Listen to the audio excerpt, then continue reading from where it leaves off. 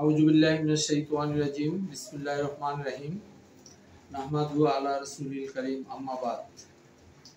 আমি একজন অবসরপ্রাপ্ত সরকারি কর্মকর্তা। আমি সচেতন নাগরিক হিসাবে দেশবাসীর উদ্দেশ্যে দুই একটি কথা বলতে চাই। প্রিয় দেশবাসী, আসসালামু আলাইকুম। আমি অত্যন্ত ভারাক্রান্ত হৃদয়ে বাংলাদেশের 18 কোটি ছাত্র জনতার পক্ষে একটি ডাক, আসুন জনতার ডাকে এক কাতারে দাঁড়াই এবং নিম্নের দাবিগুলো তুলে ধরি। 1 নম্বর, গত 1 বছরের সরকারের 100% ব্যর্থতার জন্য আমরা কিছু ব্যাখ্যা বিশ্লেষণ দাবি করছি। 2 নম্বর, প্রশাসনের আনাচে কানাচে ঘুষখোর হাসিনা আমলের দুর্নীতিবাজরা চষে বেড়াচ্ছেন, তাদের বিচার ও সংস্কার প্রয়োজন।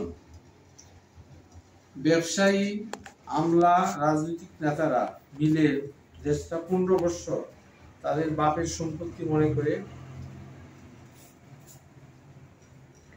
ছিঁড়ে ফুঁড়ে খেয়েছেন এবং খেয়ে যাচ্ছেন। জনগণের পক্ষে দাঁড়ানোর কোনো দেশপ্রেমী প্ল্যাটফর্ম নেই।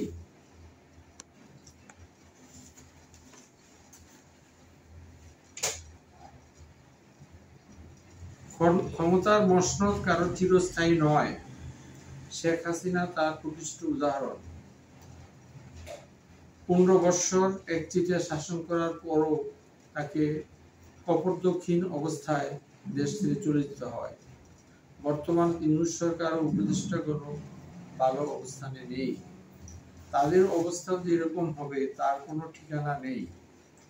সচেতন ছাত্র জনতা তাদের মনোভাব বুঝতে পারছেন, কিন্তু সরকার ও উপদেষ্টাগণ জনগণের ভাষা বুঝতে বারবার ব্যর্থ হচ্ছে।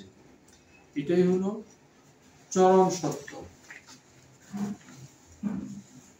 তাই একটি সৎ যোগ্য নেতৃত্বের ছাতার নিচে ঐক্যবদ্ধ হন, আর কোনো হঠকারী নেতৃত্বের পিছনে দাঁড়িয়ে সময় নষ্ট করবেন না।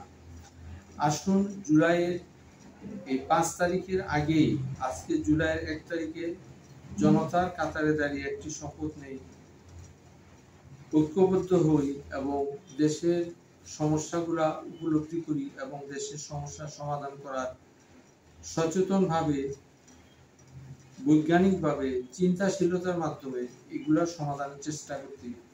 কোনো ইমোশন নয়, ইমোশন দিয়ে কোনো কিছু হবে না। আমাদেরকে মূল বিষয়টি ভালোভাবে অনুধাবন করে কোথায় কোথায় কি করতে হবে সেগুলো আমাদেরকে খুঁজে বের করতে হবে। গত 1 বছরে আমরা যা দেখেছি, দেশের কোনো সংস্কারের নামে কোনো কিছুই হয় নাই এবং উপদেষ্টাগণও কোনো ধরনের পদক্ষেপ নিতে পারেন নাই এবং সরকার 100 থেকে 100% ব্যর্থ। তো এখানে আসার বাণী, পবিত্র মহাপবিত্র গ্রন্থ আল কোরআনে একটি কথা আল্লাহ তাআলা বলে দিয়েছেন। আমরা একটা স্কুল জীবনে একটা কবিতা পড়েছি, নিশ্চয়ই অতীতের চেয়ে ভালো হবে যে তোর ভবিষ্যৎ। এটা পবিত্র কোরআনের একটি বাণী, অর্থাৎ ভবিষ্যৎ কাল আমাদের জন্য আরো ভালো হবে, অতীতের মতো এত খারাপ হবে না। জনগণের ধৈর্যের ভাত ভেঙে গেলে কি অবস্থা হবে সেটা আজ করার চেষ্টা করুন। অনন্তকাল পর্যন্ত সংস্কার ও নির্বাচনের জন্য জনগণ অপেক্ষা করবে না। যা হয়েছে ভালো হয়েছে, আর ভালো নয়। তাই আমরা যতটুকু পেয়েছি 1 বছরের মধ্যে, আমার মনে হয় এইটুকুই যথেষ্ট। আমাদেরকে সুচিন্তিতভাবে জনতার কাতারের ডাকের সাথে আপনারা সামিল হন, লাইক, কমেন্ট এবং শেয়ার দিয়ে ঐক্যবদ্ধ হন। আমরা দেখি সচেতন নাগরিকরা দেশের জন্য কিছু করতে পারি কিনা। ধন্যবাদ। খুদা হাফেজ। বাংলাদেশ জিন্দাবাদ।